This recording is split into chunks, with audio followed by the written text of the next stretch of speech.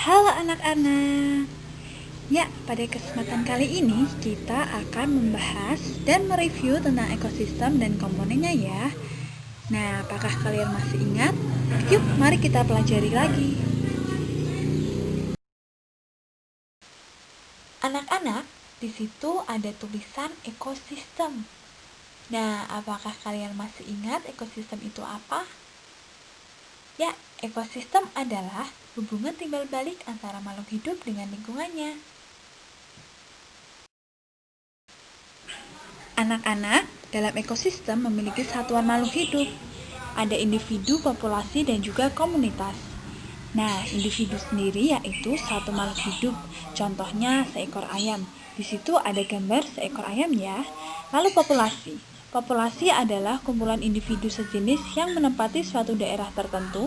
Contoh, di sebuah kolam terdapat populasi ikan, populasi tumbuhan teratai, dan populasi lumut. Di situ ada beberapa populasi ikan ya. Lalu, selanjutnya komunitas.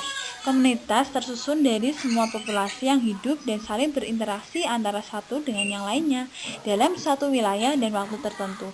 Di situ ada gambar berbagai jenis hewan yang berkumpul pada satu tempat.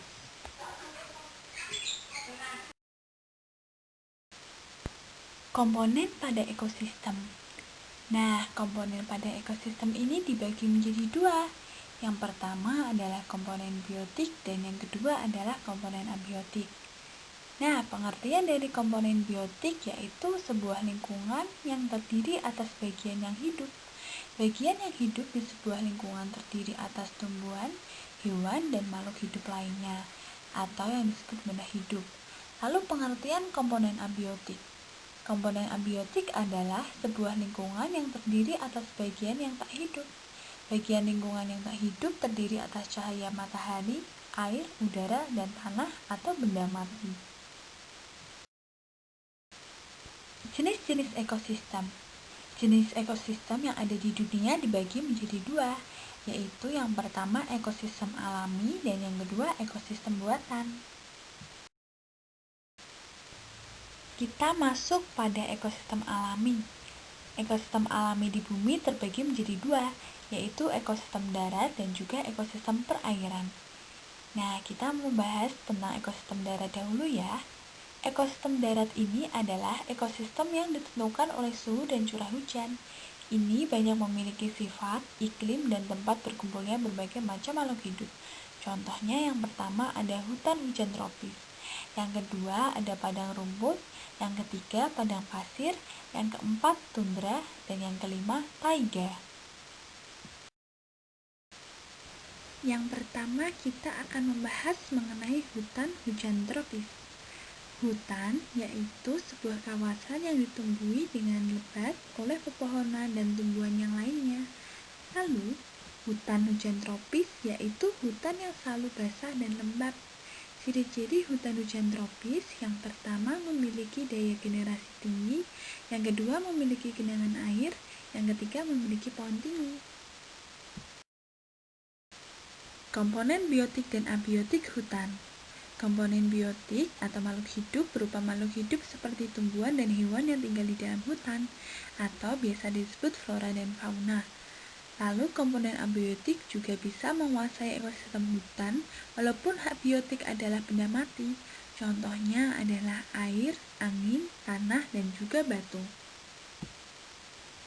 Flora dan fauna yang ada di hutan. Hutan memiliki flora dan fauna yang beragam. Berikut contohnya. Kita melihat dulu tentang flora.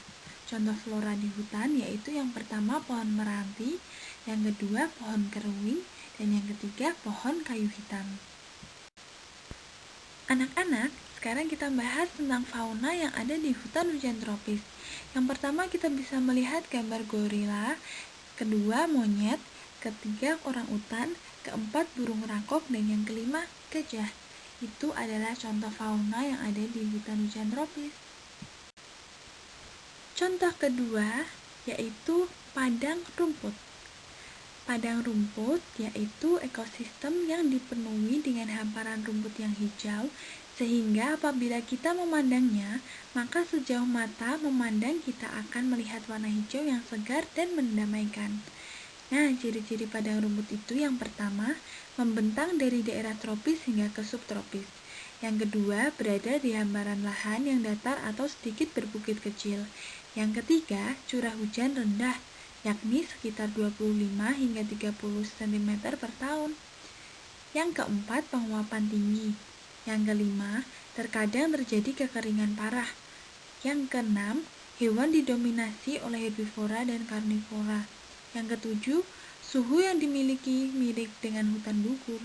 Yang kedelapan, tanahnya tidak mampu menyimpan air dengan baik. Yang terakhir, mempunyai pohon yang khas, yakni akasia. Padang rumput dibedakan menjadi dua, yaitu yang pertama sabana. Sabana adalah hamparan padang rumput yang disekelilingi pepohonan yang sejenis. Nah, kita bisa melihat gambar yang di situ ya. Lalu selanjutnya stepa. Stepa merupakan padang rumput yang luas tanpa adanya pepohonan, kecuali yang berada di danau dan di sungai saja. Rumput yang berada di jenis stepa ini umumnya berukuran pendek. Stepa ini juga merupakan jenis padang rumput semi gurun, dikarenakan jarangnya pepohonan yang ada di sana. Komponen biotik dan abiotik di padang rumput. Yang pertama, kita akan bahas komponen biotik. Komponen biotik atau komponen hidup yang dimiliki oleh ekosistem padang rumput ini jumlahnya ada beberapa jenis. Komponen biotik yang dimiliki oleh ekosistem padang rumput adalah organisme autotrof seperti pepohonan dan juga rumput, lalu organisme heterotrof dan hewan. Selanjutnya, beberapa komponen abiotik yang dimiliki oleh ekosistem padang rumput ini antara lain adalah suhu, air, dan cahaya matahari. Flora dan fauna yang ada di padang rumput. Padang rumput memiliki flora dan fauna. Berikut contoh floranya. Yang pertama, flora di sabana. Padang sabana ini ditumbuhi oleh beberapa jenis flora, seperti tumbuhan gerbang, rumput, akasia, dan juga eukaliptus. Lalu yang kedua, flora di stepa. Nah, di stepa ini hanya rumputlah yang bisa bertahan hidup di padang tersebut. Lalu, fauna yang ada di padang rumput, yaitu ada singa, kuda liar, jerapah, serigala, dan juga cheetah. Nah, ekosistem daratan yang ketiga adalah padang pasir. Ekosistem gurun atau yang dikenal dengan ekosistem padang pasir ini merupakan ekosistem yang meliputi lingkungan padang pasir atau gurun. Ciri-cirinya yaitu curah hujan yang sangat rendah atau kurang dari 20 mm per tahun dengan intensitas panas matahari yang sangat tinggi. Lalu selanjutnya tingkat penguapan atau evaporasi yang lebih tinggi dari curah hujan. Selanjutnya, air dan tanah cenderung asin karena memiliki larutan garam dalam tanah tidak cenderung berpindah dengan baik karena pencucian oleh air maupun drainase. Lalu selanjutnya, tumbuhan yang bertahan hidup di daerah gurun umumnya jenis tumbuhan yang mempunyai daun yang kecil. Daun yang kecil sangat berfungsi untuk mengurangi penguapan. Akar yang panjang berfungsi sebagai untuk mengambil air. Komponen biotik dan abiotik di padang pasir. Komponen biotik yang ada di ekosistem gurun atau padang pasir antara lain tanaman dan juga binatang yang hidup di wilayah ekosistem gurun atau padang pasir tersebut. Tumbuhan yang hidup di padang pasir ini adalah jenis tumbuhan yang mampu bertahan hidup dengan pasokan air yang sangat sedikit. Demikian pula binatang yang bisa hidup di daerah ini juga jenis binatang yang mampu bertahan hidup di daerah kering. Lalu yang kedua, beberapa komponen abiotik yang dimiliki oleh ekosistem gurun atau padang pasir ini antara lain adalah suhu, air, cahaya matahari, angin, batu, pasir, dan tingkat keasaman atau pH. Flora dan fauna di padang pasir. Padang pasir memiliki flora dan fauna yang beragam. Berikut contohnya. Kita mau lihat yang flora dulu ya. Yang pertama ada tumbuhan kaktus. Dan yang kedua ada pohon kurma.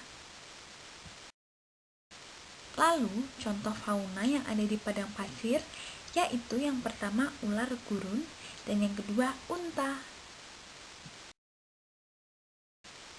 Ekosistem alami yang keempat contohnya adalah tundra. Tundra adalah daerah yang meliputi pemandangan yang sangat indah yang di sekitarnya tidak terdapat pohon dan dipenuhi oleh salju, karena suhu cuaca daerah hutan tersebut sangat rendah dan ada sedikit curah hujan. Lalu, ciri-ciri tundra adalah sebagai berikut. Yang pertama, wilayah ini memiliki iklim yang sangat dingin. Yang kedua, ada keragaman yang sangat rendah. Yang ketiga, struktur vegetasi sederhana. Yang keempat, musim pertumbuhan dan reproduksi pendek. Yang kelima, nutrisi dan energi di sini adalah dalam bentuk bahan mati dan organik. Komponen biotik dan abiotik dalam tundra. Komponen biotik adalah istilah yang biasanya digunakan untuk menyebut sesuatu yang hidup.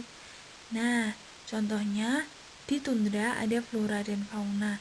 Lalu yang kedua, komponen abiotik dapat berupa bahan organik, atau senyawa anorganik, dan faktor yang memengaruhi distribusi organisme, yaitu suhu, air, garam, cahaya matahari, tanah, dan batu, dan juga iklim.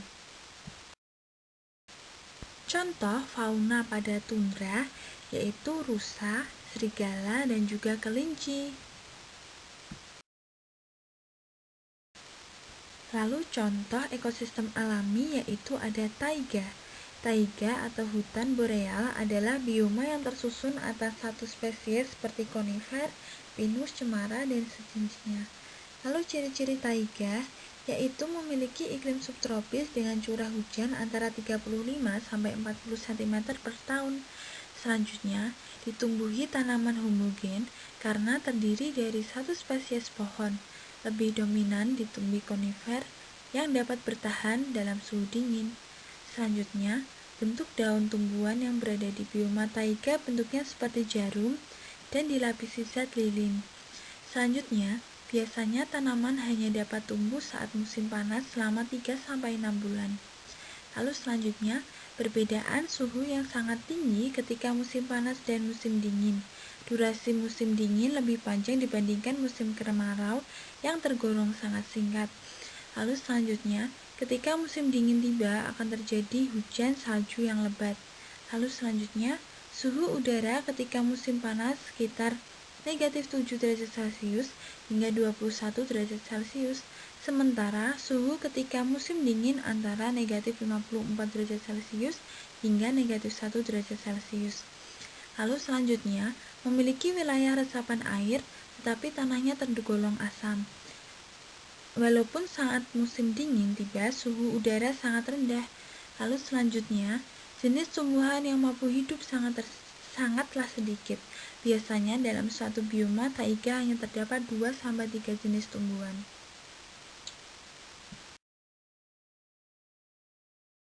Komponen biotik dan abiotik taiga. Komponen biotik terdiri atas makhluk hidup yang dapat bernafas dan bergerak.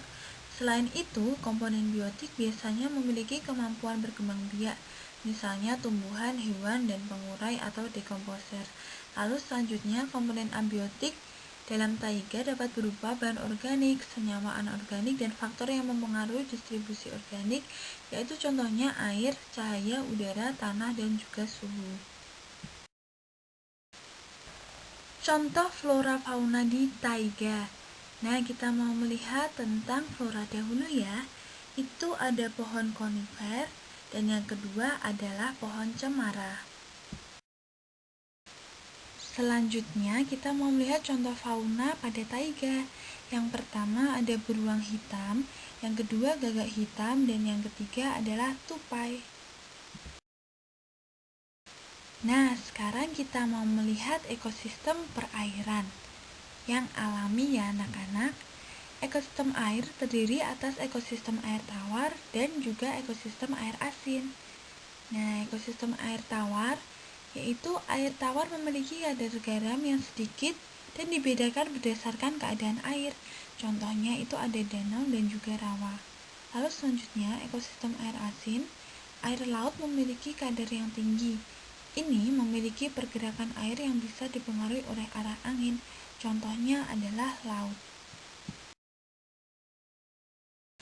Ekosistem perairan air tawar, contoh yang pertama itu danau. Danau adalah tubuh perairan yang dikelilingi daratan dan terletak di daerah cekungan.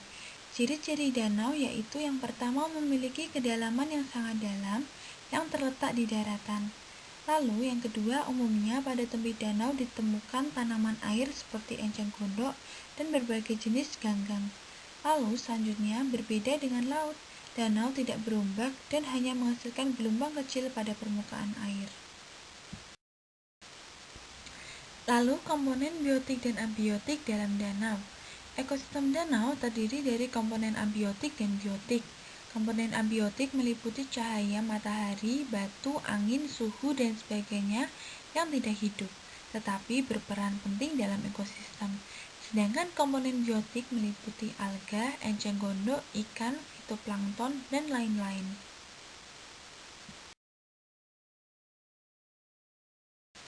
Lalu, ekosistem perairan air tawar yang kedua adalah rawa. Rawa merupakan suatu lahan genangan air secara ilmiah yang terdiri terus-menerus atau musiman akibat drainase yang berhambat dan memiliki ciri-ciri khusus secara kimiawi dan fisika dan juga biologis. Lalu ciri-ciri rawa yang pertama dilihat dari segi air. Rawa memiliki air yang asam dan berwarna coklat bahkan sampai kehitam-hitaman. Berdasarkan tempatnya, rawa-rawa ada yang terdapat di daerah pedalaman, daratan, namun banyak pula yang terdapat di sekitar pantai.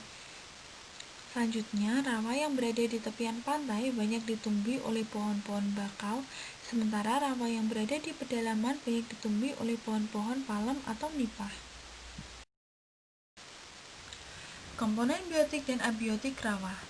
Komponen abiotik pada ekosistem ini juga sama seperti yang ada pada ekosistem lainnya, terdiri atas suhu, udara, cahaya, tanah, batu, dan hal-hal lainnya yang tidak bernafas. Sedang untuk komponen biotiknya menyangkut seperti ganggang, enceng gondok, katak, belalang, dan segala makhluk hidup yang mendiami rawa tersebut.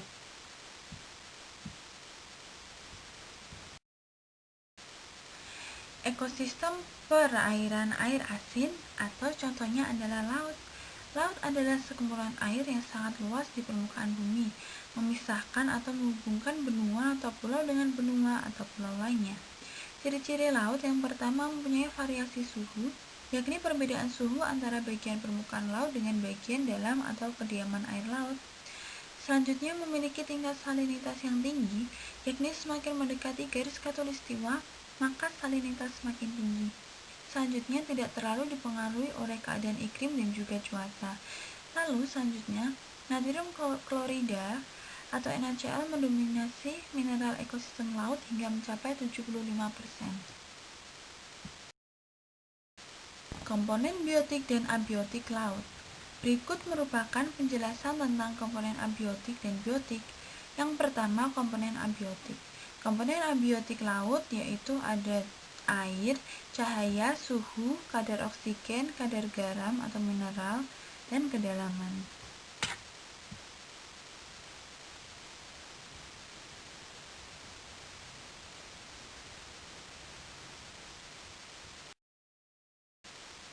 Lalu, komponen biotik pada laut terdiri dari organisme yang hidup di dalam laut, baik yang berkedudukan sebagai produsen, konsumen, maupun pengurai. 3 contoh komponen biotik tersebut terlibat dalam sebuah peristiwa makan dan dimakan yang sering dikenal dengan istilah rantai makanan. Nah, selanjutnya ekosistem buatan. Ekosistem ini merupakan buatan atau diciptakan oleh manusia. Biasanya ini untuk memenuhi kebutuhan dan memiliki keanekaragaman. Contoh yang pertama ada sawah, dan yang kedua ada waduk. Ekosistem buatan yaitu sawah. Ciri-ciri sawah yaitu setiap petak sawah akan dibatasi oleh pematang yang berkelok-kelok atau lurus sesuai dengan kontur tanah pada sawah tersebut. Permukaan sawah selalu datar meski sawah tersebut berada di perbukitan atau pegunungan. Pengelolaan atau pengolahan dikerjakan pada tanah yang berair dan lembab. Selanjutnya, tanah yang paling sering ditanam pada sawah yaitu adalah padi. Selanjutnya, unsur hara tanah berasal dari bahan-bahan dari luar. Yang terakhir, sawah memiliki sumber air atau perairan yang teratur dan tercukup.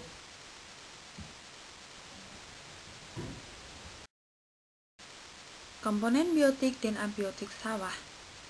Komponen biotik dan abiotik dalam ekosistem sawah antara lain komponen biotik, padi, jagung, ulat, belalang, laba-laba, rumput liar, ular sawah, cacing, genjer, dan kerang sawah. Lalu contoh komponen abiotik yaitu cahaya matahari, air, tanah, unsur hara, batu, dan angin. Contoh ekosistem buatan yang kedua adalah waduk. Pengertian waduk adalah kolam besar tempat menyimpan air sediaan untuk berbagai kebutuhan. Waduk buatan dibangun dengan cara membuat bendungan yang lalu dialiri air sampai waduk tersebut penuh. Komponen biotik dan abiotik waduk. Ekosistem perairan waduk terdiri dari komponen biotik seperti ikan, plankton, makropita, bentos, dan sebagainya berhubungan timbal balik dengan komponen abiotik seperti tanah, air, dan sebagainya. Sekian materi tentang ekosistem dan komponennya ya anak-anak. Selamat belajar, Tuhan Yesus memberkati.